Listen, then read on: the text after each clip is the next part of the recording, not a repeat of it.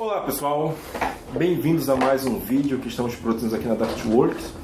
E hoje temos aqui conversando com a gente o nosso grande amigo Nils Flenging, né, que nós acabamos aqui de rodar mais uma turma do curso de BeUnBudget, né, Organizar para a Complexidade. O Nils é um alemão com coração brasileiro. Sim, não é isso, Nils? bastante. E isso vai ser legal porque a entrevista vai conseguir desenrolar em português mesmo, né, para o deleite geral aqui da nação, de todo o nosso público que está nesse momento nos assistindo. E a gente queria falar um pouquinho, bater um papo exatamente sobre o espírito, a essência do treinamento, né, que é BeUnBudget, né, organizar para a complexidade. Uhum. Então assim, Nils, o que é organizar para a complexidade? Fala pra gente um pouquinho. Organizar para a complexidade surgiu o título, o tópico daquela observação que no final das contas, quando organizamos trabalho, quando organizamos empresas, quando a gente cria organizações e constrói organizações, a gente no final das contas desenha eles não para a complexidade e sim para mercados lerdos, lentos, pouco competitivos. A gente usa ferramentas de gestão, conceitos de gestão, práticas de gestão, ferramentas de gestão que vêm de uma outra era, da era industrial, que não tem nada a ver com complexidade, né? Que tem a ver com ambientes e mercados menos competitivos, menos dinâmicos, menos surpreendentes e assim, de certa forma, na área de gestão estamos um pouco numa situação semelhante como era a medicina na Europa medieval, sabe? Quando tinha tira-sangues e quando tinha aí Alicia anestesia mesmo. Mas aquela anestesia bem assim cruel, e sempre misturado com muita fé, muita religião, certo? No final das contas, eu como cura nem queria curar você. Eu queria primeiro fazer uma obra boa a Deus, né? E se você morreu no processo, não fez mal, foi mandado por Deus esse castigo para você, né? E de certa maneira hoje ainda está na era dos tira-sangue na administração. Boa metáfora. Falta a renaissance das ciências organizacionais acontecer. Isso é culpa de ninguém, é um processo histórico que está acontecendo, que está por vir. Interessante. E na tua opinião, o que é complexidade, essencialmente? Complexidade sempre tinha complexidade, sempre tinha surpresa nos ambientes de negócio, mas o que aconteceu na era industrial e o que forçou administradores a inventar management, gestão como a gente conhece hoje, né? O que causou na época essa revolução organizacional e a invenção do management foi a possibilidade de criar grandes organizações, empresas industriais com grande escala, com produção massificada para mercados massificados. E para essa condição, né, como na era do Henry Ford, que pela primeira vez, quando tínhamos carros em grande escala, né? Tivemos indústrias incrivelmente intensas em mão de obra. Para essas condições da era industrial, criamos management. E a ironia da história é que hoje ainda a gente tende a aplicar os mesmos conceitos, as mesmas premissas, as mesmas ferramentas na administração, apesar do mundo ser totalmente diferente hoje do que 100 anos atrás. A gente emprega... Aliás, a palavra mão de obra, né? Eu quis dizer, a gente aprende, usa mão de obra, mas no final das contas, mão de obra já indica que é um conceito da era industrial, né? Na época, a gente contratou mão de obra para só aproveitar as mãos. Hoje, a gente deveria contratar pessoas, né, mentalmente preparados para ser engenhosos, criativos, e a gente continua chamando e tratando eles como mão de obra. Uhum. E aí, realmente estamos próximos a uma revolução aí da área de administração. Eu gosto muito vocês trabalham muito na área de Agile, né? De certa forma, o que está acontecendo atualmente na área de gestão de trabalho em projetos, de revolucionar o trabalho em projetos de TI, de programação de software, de desenvolvimento, a mesma revolução para o mundo Agile que vemos no trabalho de projetos tem que acontecer para organizações inteiras, né? E os primeiros pioneiros, as primeiras empresas pioneiras nesse novo modelo de gestão já, o novo modelo organizacional já estão existindo, né? Elas já existem faz décadas. Legal. Uma coisa que você usou na metáfora, como metáfora no treinamento, foi exatamente fazer esse exercício como uma atividade higiênica. Né? Pensar não somente enquanto modelo de negócio, mas também pensar no modelo organizacional. E de maneira geral as empresas, na tua concepção, elas não estão preparadas ou elas não praticam esse pensamento. Não cuidamos. É como criança, em algum momento você aprende ou não aprende a fazer higiene com o seu próprio corpo. Escovar os dentes e tal. Organizações a maior parte das organizações nunca fez higiene organizacional. Né? A gente trabalha intensamente sobre produtos, canais de venda, parceiros externos. A gente fala muito sobre modelos de negócio, mas pouco a gente fala sobre práticas de gestão, processo de gestão, práticas de como que a gente constrói equipes, como a gente constrói desempenho, como a gente trata a comunicação e melhora níveis de autorreflexão e níveis de comunicação em equipes ou em organizações inteiras. Poucas empresas tornaram isso uma prática consciente, né? De certa maneira, somos muito amadores ainda. De certa forma, desenvolvemos pouca mestria em aperfeiçoar modelos organizacionais. E isso está cada vez mais se tornando um empecilho. Legal.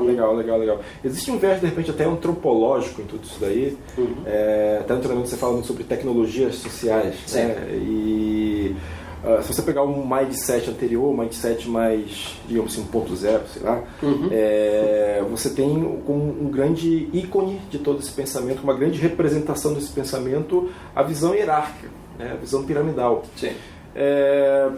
Organograma. Uma metáfora para a organização. Metáfora para a organização. Né? E, na tua opinião, assim, com tudo isso que está acontecendo no mundo, o que vai acontecer com as hierarquias? Ou melhor, o que está acontecendo com as hierarquias? Bem, dentro das empresas tradicionais, acho que eu tenho certeza absoluta que tem cada vez mais um sentimento de desconforto com as hierarquias, certo? Mas não no sentido de... Tipo, os gestores, todos os profissionais, acho que hoje em dia sentem que essas hierarquias organizacionais são disfuncionais, né? Que causam muita política e burocracia e limitam a comunicação livre, etc. Então, desconforto tem um monte com a gestão de comando e controle, o modelo tradicional de gestão que todos conhecemos. Desconforto tem, mas poucos estão questionando por que estão nessa situação. E a gente tende, acredito, muito no Brasil, isso eu sei, muito no Brasil, um pouco menos, acho que já nos Estados Unidos e na Europa, a gente tende ainda a atribuir esse problema às pessoas, né? Se tem problemas organizacionais e burocracia, é porque as pessoas são um problema, né? E cada vez mais precisamos aprender que as pessoas não são mais um grande problema. Algumas pessoas podem ser um problema, mas a grande parte poderia se comportar muito diferente se a gente tivesse modelos organizacionais mais adequados, mais contemporâneos. Sabe? E, então, a gente tem um grande problema sistêmico aí, um grande problema de arquitetura organizacional. Eu gosto de falar de física, regras. A gente precisa aprender mais sobre as regras físicas que governam organizações. Entendi. Hierarquia tem pouca utilização, pouca utilidade hoje em dia, né? Antigamente, um empresário, em mercados menos competitivos, menos complexos, com demanda mais contínua, mais previsível, um empresário conseguia controlar bem o trabalho de todos, certo? Controlar e prever. Controlar e prever. A previsão ainda era uma coisa mais viável, né? Especialmente antes do plano real, muita coisa ainda era possível, certo? Mas hoje em dia, quem acredita que os altos executivos ainda conseguem controlar a organização, o desempenho, ou estimular bem o desempenho, ou prever? Se tornou inviável. A gente mesmo assim, a gente insiste nas mesmas práticas. Na orçamentação, nas avaliações de desempenho, nos organigramas, e fazemos uma remexida no organigrama e fazemos controle de gestão de custos, todas práticas que não funcionam mais. E assim, por todo esse movimento, todas essas reflexões, isso de alguma maneira impacta a relação que o indivíduo, que a pessoa tem com a empresa, com o todo, e vice-versa, né? Impacta a maneira como a empresa se relaciona com o indivíduo também. Sim. De modo que uma conclusão, um insight que eu tive com base no treinamento, assim, a gente está vivendo um paradoxo onde, ao mesmo tempo que a gente se aproxima das pessoas, se aproxima do indivíduo, para a gente começar a exercitar um modelo de gestão mais humanizado, a gente também precisa se distanciar do indivíduo. A gente precisa meio que ter uma relação dialógica, né? Onde, por exemplo, a menor unidade numa essa foi uma grande conclusão, gostei como você colocou isso no curso, né? Sim, isso é muito essencial, né? Na era industrial você fez de tudo para manter aquele trabalhador do qual você queria principalmente aproveitar as mãos e não o cérebro. Então você queria manter ele sob controle. Isso. Então a menor unidade do negócio era o trabalhador, a pessoa. E na era da complexidade, a menor unidade organizacional, de certa forma, se tornou a equipe, o time. Né? E essa mudança de paradigma, você colocou isso muito bem hoje. Não existe em complexidade o tal desempenho individual, a tal meritocracia e o pago por desempenho. Essas noções são totalmente baseadas na premissa de que o indivíduo se desempenha e cria um resultado por si só, assim, solitariamente, lindamente. E não é verdade. Igual como qualquer músico, qualquer cantora, certo? Jogador de futebol. Jogador de futebol, exatamente. Não tem jogador de futebol que cria desempenho individualmente. A Marisa Monte tem uma banda e um produtor e um agente e um monte de gente trabalhando para que ela possa desempenhar um papel muito peculiar naquela criação de valor que é aquela música, né? Perfeito. E ainda tem gente compondo a música que também raramente é o cantor que faz. Quer dizer, qualquer criação de valor no esporte, na música e em empresas é coletiva. E isso a gente não sacou isso, né? A gente em empresas, em trabalho e também, obviamente, na tradicional gestão de projetos, a gente finge que não. É o líder que faz de tudo, é o herói que faz de tudo, é o vendedor que vende. Isso é tudo. Isso se tornou balela, né? De uma certa forma, reconhecer a dinâmica de rede. Né? Isso mesmo. Isso daí. Existe uma rede, não necessariamente uma pirâmide. É muito essencial para partir da noção de que organizações devem ser, ou podem ser pirâmides, é entender que criação de valor acontece em redes onde pessoas se conectam, criam valor um pelo outro, junto com o outro, para outros. E isso cria essas redes de criação de valor de dentro para fora, né? E pensando essa noção de criação de valor até o final, você encontra que organogramas não mapeiam nada esse tipo de relação. Organogramas mapeiam relações de poder. Você é meu chefe, eu sou seu chefe. A gente pode mandar em todo mundo, sabe? Esse tipo de coisa. Mas pensando em criação de valor, a gente acaba entendendo e pode pensar em organizações coletivamente de quem depende de quem para executar tal coisa para o cliente, ou para a criação de valor para o cliente, ou para o cliente final. E isso vai mudar, vai revolucionar a nossa forma de administração. Igual como o Agile, ao meu ver, revoluciona totalmente a nossa forma de enxergar trabalho em projetos, certo? Perfeito. Nenhuma equipe de projeto trabalha para o líder de projeto. Trabalhamos para cliente e para isso a gente precisa práticas para trazer, visualizar o cliente sempre para a equipe, né? E a criação de valor, trazer ela para a conversa diária. O mesmo a gente precisa ainda inventar para as organizações inteiras. Mas a boa novidade é que já existem essas empresas, né? Essas empresas, algumas dessas empresas em pêssego, como eu gosto de dizer, né? Descentralizadas, já existem faz décadas, né?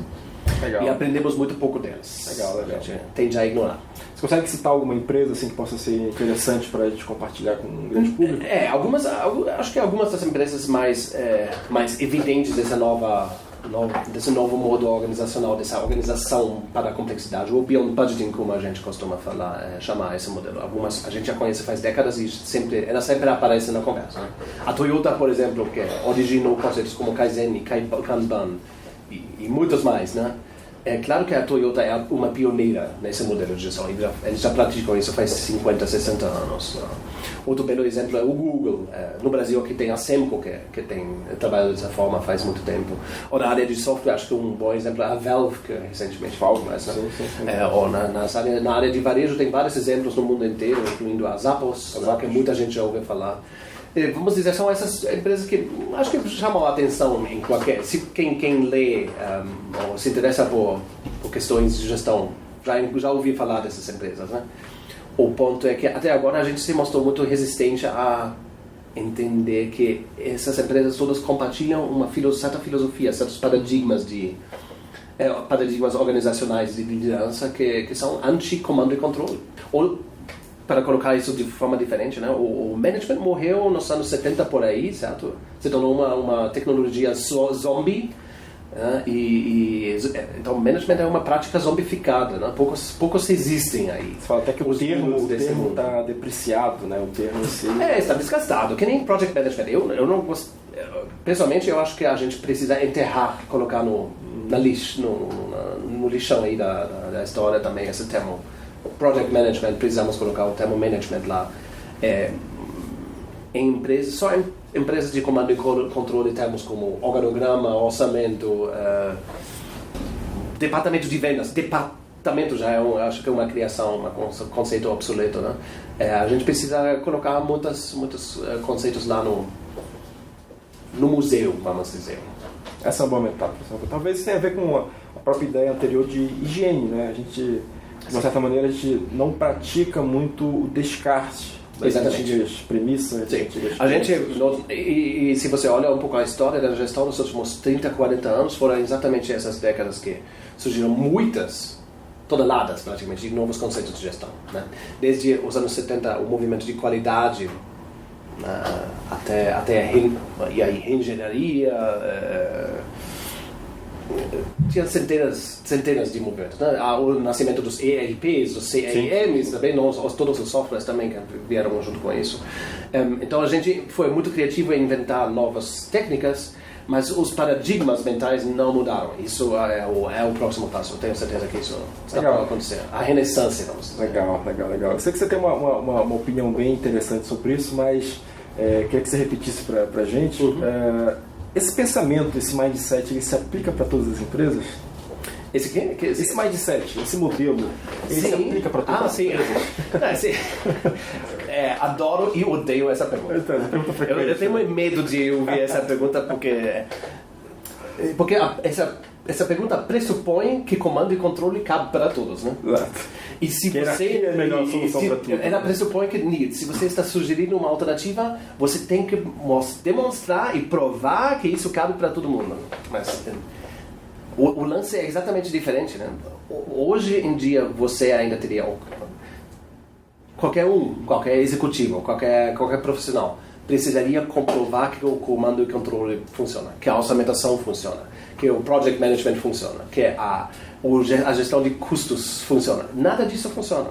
Não tem, em complexidade, em criação complexa, altamente complexa de criação de valor, essas práticas não têm como funcionar.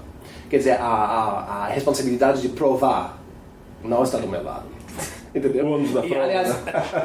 Aliás, tudo que estamos conversando, todos esses insights, eu diria, que o movimento Agile assimilou, que o conceito que estamos discutindo, o Beyond Budgeting, ou Organizar para a Complexidade, nós assimilamos um monte de conceito da teoria de complexidade, né? Psicologia social, teoria e ciência de motivação, né? A gente... cibernética, por exemplo. A gente assimilou um monte dos conceitos, dos descobrimentos, conceitos científicos dos últimos 60, 80 anos. Né? Então, nada que estamos conversando aqui é invenção nossa. Né? A gente só precisa sintetizar esses insights e tirar conclusões para organizações, para o mundo da gestão. Aí realmente precisamos... Estamos com grande pressão de mercado, vamos dizer. O Jürgen chama isso de Mojito Method. Fazer o método Mojito para mixar. Claro. Bem, aqui no Brasil eu diria mais caipirinha. Fazer uma mistura aí dos diferentes ingredientes. Mas realmente falta essa sintetização, falta esse insight. Aliás, a ciência de administração tem se desvinculado das outras ciências décadas atrás. E está realmente míope, realmente reducionista. E isso precisa acabar. Tá tóxico. Perfeito. Sobre esse ponto de vista tóxico, outras ciências e por aí vai, assim, pra gente começar a fechar esse nosso bate-papo gostoso aqui, como é que a percepção que eu tenho sobre as pessoas, sobre provavelmente como o indivíduo ele se motiva, como é que isso norteia o meu estilo de gestão, na tua opinião? Todos nós temos crenças e convicções sobre o que motiva a gente e sobre a natureza da motivação. Uma das heranças da era industrial que continua vivendo dentro de nós é aquele preconceito sobre os outros. Aquele preconceito que o outro precisa ser forçado, precisa ser subornado, precisa ser seduzido para trabalhar, para desenvolver um esforço. Né? Aí nasce a persistência das práticas de bonificação, de incentivação, de apreciação anual de desempenho, como se chama isso? Conversas de desempenho de final do ano. Feedback, avaliação 360 graus. Avaliações 360, etc. Né? Todas essas práticas, elas nascem do conceito de que pessoas precisam ser puxadas um pouco, né? Rápidas ou forçadas um pouco. Não gosto. Senão não rola. Eu gosto muito de trabalhar na Nossa Senhora, né? Mas o outro já não sei. E aí eu vou dizer isso de você e você vai dizer isso de mim, né? E os managers pensam isso dos seus funcionários, aliás, essa palavra também é horrível, né?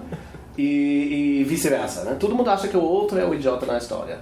E esse preconceito, ele está fundo, está enraizado mesmo. Bem dentro de nós. E o lance é esse: se uma vez acreditando que o outro é um ser deficiente, a gente cria sistemas de gestão que reforçam essas deficiências, esses comportamentos deficitários. Né? Por exemplo, se pago as pessoas por volume e bonifico o atendimento de certos volumes de vendas no vendedor, isso é como remunerar o programador de software pelas linhas de código escrito, né? Boa. Tudo isso deve ter acontecido em alguma empresa. Ou é como remunerar o jogador de futebol por fazer gol.